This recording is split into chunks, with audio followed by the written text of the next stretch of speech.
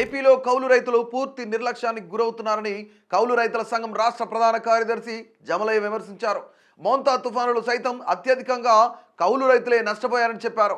రాష్ట్ర వ్యాప్తంగా ఉన్న కౌలు రైతుల జీవన స్థితిగతులపై అధ్యయనం చేసి ఓ బుక్ రిలీజ్ చేసినట్లు చెప్పారు.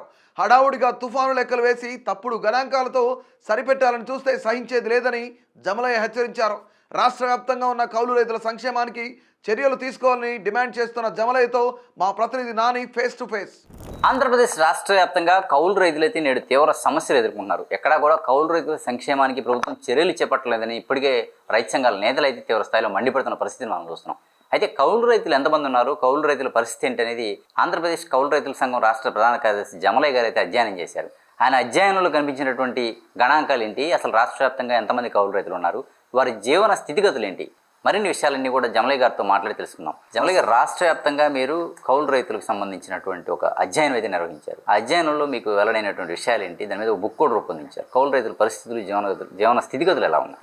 మేము ఆంధ్రప్రదేశ్ కౌలు రైతుల సంఘం ఆధ్వర్యంలో 26 జిల్లాల్లో ఒక్కొక్క జిల్లాలో 100 నుంచి 125 మందిని కౌలు రైతులను ఎంపిక చేసుకొని శాంపిల్స్ సేకరించాము. సుమారు 3,000 మంది దాకా మేము ప్రత్యక్షంగానే పరోక్షంగానే మా సంఘం నాయకులు, కార్యకర్తలు, రైతు సంఘం యొక్క సహకారంతో మేము సర్వే చేశాము. ఆ సర్వే చేసినటువంటి రిపోర్ట్ ఆధారంగా చూస్తే కౌలు రైతులు ఈరోజు మన రాష్ట్రంలో రైతులంటే కౌలు రైతులే, వ్యవసాయం అంటే కౌలు వ్యవసాయమే కీలకంగా అనేది స్పష్టంగా సర్వేలో మాకు నిర్ధారణ అయింది. దాదాపు ఈ సర్వేలో మేము చేసేటప్పుడు కౌలు రైతుల యొక్క జీవన విధానాన్ని, వాళ్ళ యొక్క వ్యవసాయము, వాళ్ళ వృత్తి మొత్తాన్ని కూడా మేము పరిశీలించాము. దగ్గరుండి మేము పరిశీలించడం జరిగింది. దీనికి కారణం ఏంటంటే రాష్ట్రంలో ప్రభుత్వం దగ్గర డేటా లేదు. అంతకుముందు వైసీపీ ప్రభుత్వం దగ్గర డేటా లేదు, అంతకుముందు తెలుగుదేశం ప్రభుత్వ పరిపాలన కాలంలో డేటా లేదు, ఇప్పుడు కూటమి సర్కారు వచ్చిన తర్వాత డేటా కూడా సేకరించలేదు. కానీ డేటా గురించి చాలా మాట్లాడుతూ ఉంటారు. అసలు ఎంతమంది ఉన్నారు ఈ రాష్ట్రంలో కౌలు రైతులు అని చెప్పేసి మేము అధ్యయనం చేస్తున్న సందర్భంలో 2016లో ప్రొఫెసర్ రాధాకృష్ణ కమిటీ చెప్పింది ఏంటంటే ఒక 32 లక్షల మంది కౌలు రైతులు ఉంటారని, అందులో ఒక 18 లక్షల మంది సొంత భూమి ఉండి మరి కొంత కౌలు చేసేవాళ్ళు ఉంటారని, అదేవిధంగా భూమి లేని కౌలు రైతులు ఒక 8 లక్షల మంది ఉంటారని వాళ్ళు అప్పుడు అధ్యయనంలో కొన్ని సమాచారం ఇచ్చారు. కానీ మాకు ఈ సమాచారాన్ని దృష్టిలో పెట్టుకొని మేము సర్వే చేసినప్పుడు రాష్ట్రంలో సాగుదారులు 90% మంది కౌలు రైతులే. సాగు అవుతున్న భూమిలో 80 నుంచి 70% భూమిలో కౌలు రైతులే పంటలు పండిస్తున్నారు. స్పష్టంగా అన్ని పంటలు, అన్ని ప్రాంతాల్లో కౌలు వ్యవసాయమే విస్తరించున్నది. ఈరోజు కౌలు రైతులు లేనిదే మన రాష్ట్రంలో వ్యవసాయం లేదు. ఆహార పంటలు, వాణిజ్య పంటలు, అదేవిధంగా ఉద్యానవన పంటలు, కూరగాయల పంటలు, ఏ పంట చూసుకున్నా కౌలు రైతులే ప్రముఖంగా కీలకమైనటువంటి భూమికని పోషిస్తున్నారు. కానీ రాష్ట్ర ప్రభుత్వం కౌలు రైతుల్ని ఆదుకుంటామని చెప్తూ చాలా మాటలు చెప్తా ఉంది. కానీ ఆ మాటలు ఎంతవరకు వాస్తవం అని చెప్పేసి మేము క్షేత్రస్థాయిలో పరిశీలించినప్పుడు ఈ రోజు నాటికి కూడా 87 నుండి 90% మందికి కౌలు రైతులకి రాష్ట్ర ప్రభుత్వం కౌలు గుర్తింపు కార్డులు జారీ చేయలేదు. రెండోది, ఆ కౌలు గుర్తింపు కార్డులు పొందిన వాళ్ళు పంట రుణాలు తీసుకోవచ్చని చెప్పేసి ప్రభుత్వం చెప్తా ఉంది. దాంట్లో 95% మందికి పంట రుణాలు పొందలేదు. వీళ్ళందరూ 100కి 2 రూపాయల నుంచి 5 రూపాయల వరకు ప్రైవేట్ వడ్డీ వ్యాపారస్తుల దగ్గర, అదేవిధంగా ఎరువులు, పురుగు మందులు, విత్తనాలు వ్యాపారస్తుల దగ్గర, అదే భూయజమానుల దగ్గర, సమీప కొంతమంది బంధువుల దగ్గర అప్పు తీసుకొచ్చి ఈరోజు వ్యవసాయం చేస్తూ ఉన్నారు. అంటే బ్యాంకులు ఎవ్వరూ కౌలు రైతులకి పంట రుణాలు ఇవ్వడానికి ముందుకు రావటం లేదు. కారణం ఏంటంటే బ్యాంకు వాళ్ళు SOP, స్టాండర్డ్ ఆపరేటింగ్ ప్రొసీజర్ అని పెట్టుకున్నారు. భూయజమాని అప్పు తీసుకున్నా, భూయజమాని బకాయి ఉన్నా కౌలు రైతుకి అప్పు ఇవ్వడానికి వీల్లేదు అని వాళ్ళు నిర్ణయించుకున్న తర్వాత కౌలు రైతుని బ్యాంక్ దగ్గరికి వెళ్ళనటువంటి పరిస్థితి కనపడుతుంది. మూడో అంశం మేము బాగా స్పష్టంగా పరిశీలించింది అంటే అన్నదాత సుఖీభవ పథకం. అంటే గతంలో తెలుగుదేశం ప్రభుత్వం ఉన్నప్పుడు సాగుదారులకు ఇచ్చారు, కౌలు రైతులకు మేము అధికారంలోకి వస్తేస్తామన్నారు, అధికారంలో రాలేదు. వైకాపా ప్రభుత్వం వచ్చినప్పుడు SC, ST, BC మైనార్టీలకి సుమారు ఒక 67, 1 లక్ష లోపు ఇచ్చారు.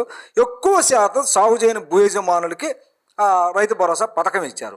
కౌలు రైతులకు అందింది చాలా తక్కువ. కూటమి సర్కారు వచ్చిన తర్వాత ఇప్పుడు మేము పరిశీలిస్తే గత సంవత్సరం ఒక్క పైసా ఇవ్వలేదు, ఈ సంవత్సరం కౌలు రైతులకు ఇవ్వలేదు, అక్టోబర్లో ఇస్తామన్నది ఇంతవరకు అందలేదు. అంటే ఒక్కొక్క కుటుంబానికి భూమి లేని కౌలు రైతులకి 40 వేలు ఇవ్వాలా, ఒక్క పైసా రాలేదు. ఇది కూడా మరి పెట్టుబడి సాయం అంటే భూయజమానులకు సాయంగా ఉందో తప్ప పంట పండించేవాడికి సాయంగా లేదు. అంటే చెమట చొక్క చిందించకుండానే చాలామంది పంట రుణాలు తీసుకుంటున్నారు, చాలామంది అన్నదాత సుఖీభవ పథకం కింద లబ్ధి పొందుతున్నారు. కౌలు రైతులకు మాత్రం వీధిన పడుతూ ఉన్నారు. ఈ పంట నమోదుని మేము పరిశీలించాం.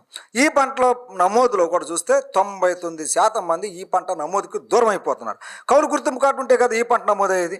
కౌలు గుర్తింపు కార్డు లేదు, ఈ పంట నమోదుకి అవకాశం లేదు. పైపెచ్చు కొంతమంది భూ యజమానులు కౌలు గుర్తింపు కార్డు ఇవ్వడానికి అంగీకరించినా ఈ పంట మాత్రం మళ్ళీ భూ యజమానుల పేరు మీద చేసుకునే పరిస్థితికి వచ్చింది. దాని మీద ప్రభుత్వం ఏమీ చర్య తీసుకోవటం లేదు. అంతేకాదు పంటల బీమా పథకానికి 99% మంది పంటల బీమా పథకం దూరం అయ్యారు. వైకాపా ప్రభుత్వం ఉన్నప్పుడు ఉచిత పంటల బీమా పథకాన్ని తీసుకొచ్చింది. ₹1 కూడా చెల్లించకుండానే పథకంలో చేరారు కౌలు రైతులు. ఇప్పుడు కూటమి సర్కారు వచ్చిన తర్వాత తొలినాళ్లలో ఖరీఫ్లో ఉచిత పంటల బీమా పథకాన్ని ప్రవేశపెట్టింది. అదేవిధంగా రబీ నుంచి స్వచ్ఛంద పంటల బీమా పథకాన్ని పెట్టారు. అంటే ఇష్టమైతే పథకంలో చేరవచ్చు, లేకపోతే లేదని. ఈ సంవత్సరం ఖరీఫ్లో మేము పరిశీలిస్తే ఒక ఆహార పంటలు, వాణిజ్య పంటలు, వ్యవసాయ పంటలు ఏ పంట కానీ ఈ ఖరీఫ్లో 1 కోటి ఎకరాల పైగా సాగు చేస్తే అందులో 20 లక్షల మంది మాత్రమే పంటల బీమా పథకంలో చేరారు. నాన్ లోన్ ఫార్మర్స్ అంటే బ్యాంకు నుంచి రుణం తీసుకోకుండా ఉన్నవాళ్ళు కామన్ సర్వీస్ సెంటర్కి వెళ్ళి బీమా ప్రీమియం చెల్లించితే అప్పుడు బీమా పథకంలో చేరినట్టు ప్రభుత్వం చెబుతూ ఉంది. అంటే 1 ఎకరం పత్తిలో మరి బీమా చేసుకోవాలంటే ₹1,700 చెల్లించాలి బీమా ప్రీమియం. ఎంత భారం! 1 ఎకరం వరి పండిస్తే ఆ వరి పండించినటువంటి రైతు బీమా పథకంలో చేరాలంటే ₹840 బీమా ప్రీమియం చెల్లించాలా. ఇది భారంగా మారింది. ప్రభుత్వము ఏం పట్టించుకోలేదు. కాబట్టి ఎక్కువ మంది ఈ సంవత్సరము 99% మంది కౌలు రైతులు పంటల బీమా పథకాన్ని నోచుకోలేకపోయినటువంటి పరిస్థితి కనపడతా ఉంది. కౌలు రైతులు రాష్ట్ర వ్యాప్తంగా ఎంతమంది ఉండొచ్చు? సుమారుగా ఎంత శాతం మంది ఉంటారు? మీరు చేసిన అధ్యయనం చేసిన పుస్తకం ఇదే. మీ అధ్యయనం చేసినటువంటి ఈ పుస్తకంలో రాష్ట్ర వ్యాప్తంగా కౌలు రైతులు ఎంతమంది ఉన్నారు, వారి జీవన స్థితిగతులు ఎలా ఉన్నాయి అనేది మీకు అధ్యయనంలో తెలిసింది. రాష్ట్ర వ్యాప్తంగా వ్యవసాయ ప్రణాళిక మనం పరిశీలించినప్పుడు 76 లక్షల మంది సాగుదారులు ఉన్నారని ప్రభుత్వం చెబుతుంది. ఆ 76 లక్షల మందిలో ఇప్పుడు వ్యవసాయం చేస్తున్న వాళ్ళు, సొంత భూమి ఉండి వ్యవసాయం చేసేవాళ్ళు 10-15 లక్షల మంది కంటే ఎక్కువ లేరు.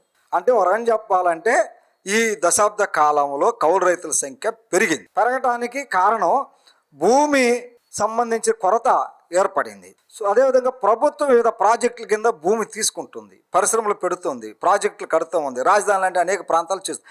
అప్పుడు దాకా వ్యవసాయ కార్మికులుగా ఉన్నవాళ్ళు ఇప్పుడు ఆ భూమి పొయ్యాలకే ఎలా బతకాలో అర్థం కావటం లేదు. రెండోది వ్యవసాయ రంగం సంక్షోభంలో ఉన్న కారణంగా సొంత భూమిని అమ్ముకొని అప్పులు తీర్చి వీధిని పడినటువంటి ఘటనలు ఉన్నాయి. వీళ్ళందరూ ఈరోజు కౌలు వ్యవసాయం చేస్తున్నటువంటి పరిస్థితి ఉంది. అంటే కౌలుదారుల సంఖ్య పెరుగుతూ ఉంది. వ్యవసాయ కార్మికులందరూ కూడా ఎక్కువ మంది కౌలుదారులుగా మారారు. వాళ్ళ జీవన విధానం ఎలా ఉందంటే ఈరోజు మేము ప్రతి కౌలు రైతుని మేము వెళ్ళి సర్వే చేసేటప్పుడు ఒక్కొక్కళ్ళు అంటే 5 లక్షల పైబడి అప్పులు ఉన్న వాళ్ళు 30% మంది ఉన్నారు. 50,000 నుంచి 5 లక్షల మంది ఉన్న వాళ్ళు మరొక 30-40% మంది ఉన్నారు. అసలు అప్పు లేని కౌలు రైతు కుటుంబం అంటూ లేదు. వీళ్ళందరూ కూడా ఎక్కువ మంది అప్పుల్లో కూరుకుపోయారు, ఆర్థిక ఇబ్బందుల్లో కూరుకుపోయినట్టు పరిస్థితి ఉన్నది. మేము అడిగాం, ఎందుకు మరి ఆర్థిక ఇబ్బందుల్లో ఉన్నారు కదా కౌలు వ్యవసాయం చేస్తున్నారంటే, మేము చదువుకోలేదు, మా నాన్నలు మా తాతలు నేర్పినటువంటి వ్యవసాయం వృత్తి జీవనోపాధి, అది మాకు వ్యవసాయం చేయటం తప్ప మరొకటి చేత కాదు. కాబట్టి కష్టమైన నష్టమైన మేము వ్యవసాయంలోనే కొనసాగిస్తాం, వ్యవసాయంలోనే ఉంటాము, దాంట్లోనే ఉపాధి పొందుతామని చెప్తున్నారు. చాలామంది పేద కుటుంబాల్లో ఇందాక నేను చెప్పినట్టుగానే కౌలు రైతుల్లో 70-80% మంది ఎస్టీ, ఎస్సీ, బీసీలు కీలకంగా ఉన్నారు. అక్కడక్కడ అగ్రవర్ణ పేదలు కూడా కౌలు వ్యవసాయం కూడా చేస్తున్నట్టు వాళ్ళు ఉన్నారు. వాళ్ళ యొక్క నివాస గృహాలు చూస్తే చాలా బలహీనంగా ఉన్నాయి. వాళ్ళు సరైన వసతులు లేవు, పిల్లల చదువులు ఇబ్బందిగా ఉన్నాయి. ప్రభుత్వం వాళ్ళకి అందించాల్సినటువంటి వైద్యము, విద్య, అదే ఫీజు రియంబర్స్మెంట్ ఇవంటి కూడా అందటం లేదని చెప్తా ఉన్నారు. వ్యవసాయ పథకాలే అందటం లేనప్పుడు ఇక ప్రభుత్వ ప్రజల సంక్షేమానికి ప్రవేశించిన పథకాలు కూడా మాత్రమే అందుతున్నాయని చెప్తా ఉన్నారు. ఈరోజు మరి అప్పులు పాలయ్యారు కదా, వ్యవసాయం మానేయమంటే మేము వ్యవసాయం మానేస్తే అప్పులోళ్ళు వచ్చి మా మీద పడతారు, కాబట్టి మేము వ్యవసాయం చేస్తేనే అప్పులోళ్ళు ఆగుతారు, అప్పులోళ్ళు ఆపు చేయడం కోసమే మేము వ్యవసాయం చేయాల్సిన పరిస్థితి వస్తూ ఉంది. ఒక రకంగా చెప్పాలంటే గ్రామీణ ప్రాంతాల్లో గతంలో ఆబ్సెంట్ ల్యాండ్ లార్డ్స్ ఉండేవాళ్ళు, అంటే భూమి ఎక్కడ ఉండేది, వాళ్ళు యజమానులు ఇతర ప్రాంతాల్లో ఉండేవాళ్ళు.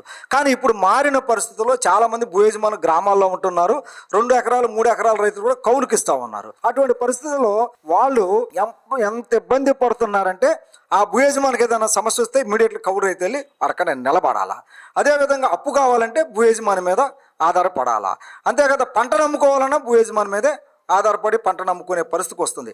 ఎవరైనా అప్పుల్లో కూరుకుపోయి దురదృష్టశావత్తు ఆత్మహత్య చేసుకుంటే ఆ కుటుంబాన్ని ఆదుకోవాలంటే కూడా కౌలు గుర్తింపు కార్డు ఉండాలి. ఎన్నిటిని ఇలా భూ యజమానులు ఎవరూ ముందుకు ఆదుకునే పరిస్థితి లేదు. వడ్డీ అంటే వ్యవసాయానికి కావాల్సిన పెట్టుబడి కానీ, కుటుంబానికి అవసరమైనటువంటి కుటుంబ ఖర్చుల కోసమైనా వడ్డీకి తీసుకురావాల్సిన పరిస్థితి కనపడతా ఉంది. గ్రామీణ ప్రాంతాల్లో ధనవంతుల కూటమి ఒకటి ఏర్పడి కౌలు రైతుల్ని నర్రం నాడి బుద్ధి మొత్తాన్ని నిర్వీర్యం చేస్తూ ఉన్నారు. వాళ్ళ కష్టార్జితాన్ని కాజేస్తున్నటువంటి పరిస్థితి కూడా ఈరోజు గ్రామీణ ప్రాంతాల్లో కనపడతా ఉంది. మనిషి కనపడుతున్నాడు కానీ వాళ్ళ యొక్క హృదయం మాత్రం నిర్వీర్యమైపోయినటువంటి పరిస్థితి సాగు బతుకుల మధ్య కొట్టిమిట్టాడుతున్నట్టుగా కనపడతా ఉన్నది. ఏమైనా వ్యవసాయం తప్ప మరొకటి మాకు అవకాశం లేదు. మీ వ్యవసాయంలో వరం చెప్పాలంటే ఆ ఆబ్సెంట్ ల్యాండ్ లార్డ్స్ యొక్క భూములు కాపలాదారులుగా ఉన్నాము. మేము స్వచ్ఛంద బానిసలుగా ఉన్నాము.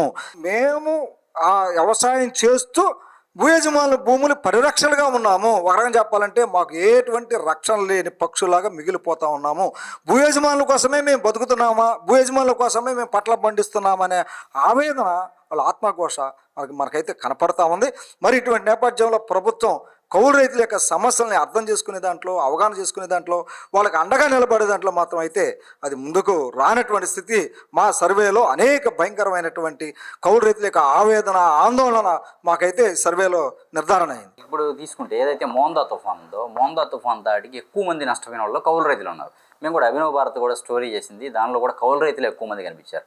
16 ఎకరాలు 15 ఎకరాలు ఇట్లా అంతా కౌలుకే చేసేవాళ్ళు ఉన్నారు. వీళ్ళందరి గణాంకాలు ఎవరైతే నష్టపోయారో కౌలు రైతులు వాళ్ళందరి గణాంకాలు ప్రభుత్వం కరెక్ట్గా సేకరిస్తుందనే నమ్మకం మీరు రైతు సంఘం నాయకులుగా మీకుందా?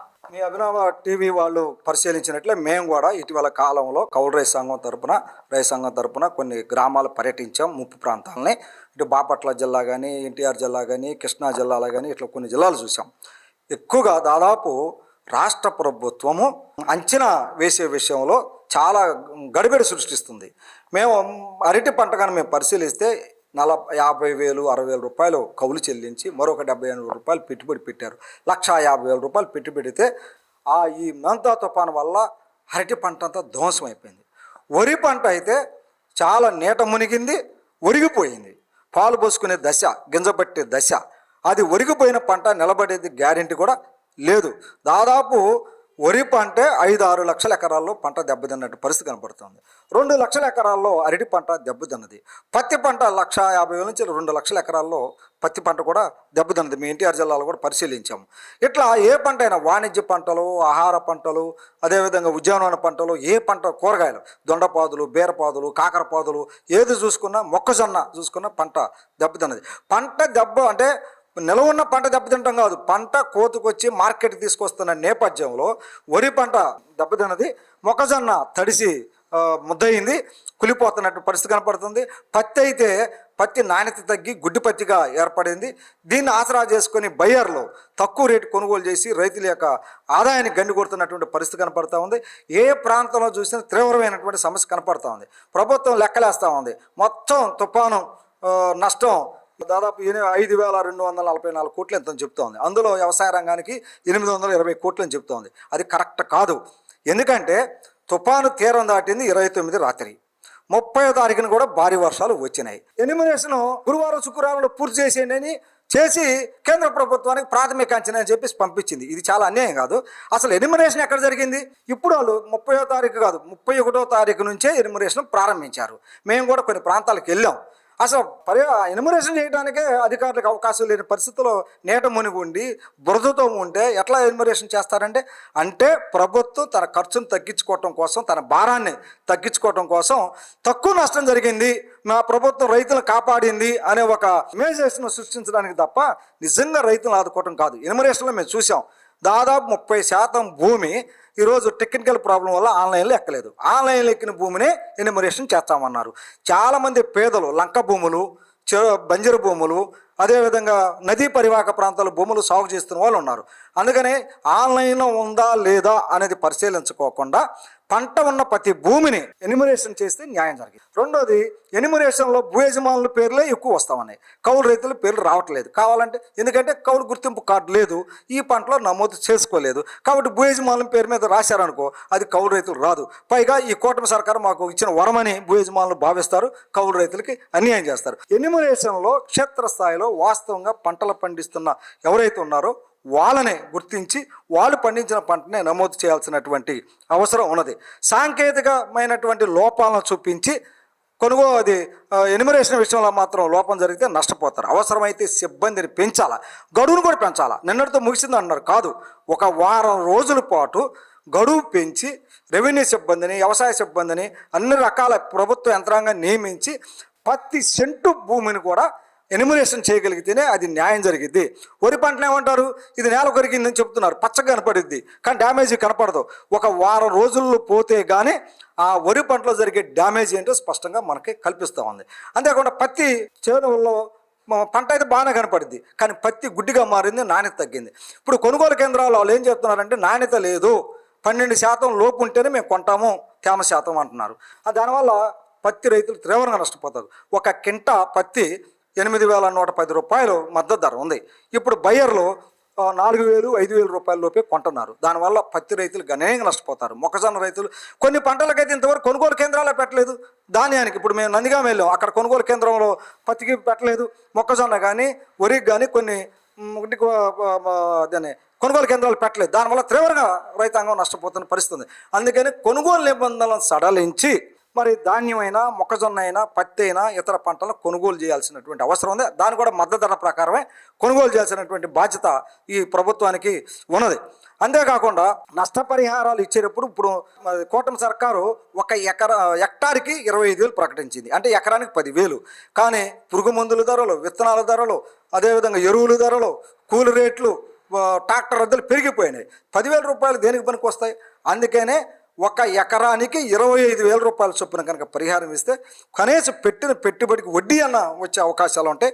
ఆ పద్ధతిలో ప్రభుత్వం చర్య తీసుకోవాల్సిన అవసరం ఉన్నది. అందుకని ఎన్యుమరేషన్ అనేది న్యాయంగా జరగాల, ఇన్పుట్ సబ్సిడీని పెంచాలా.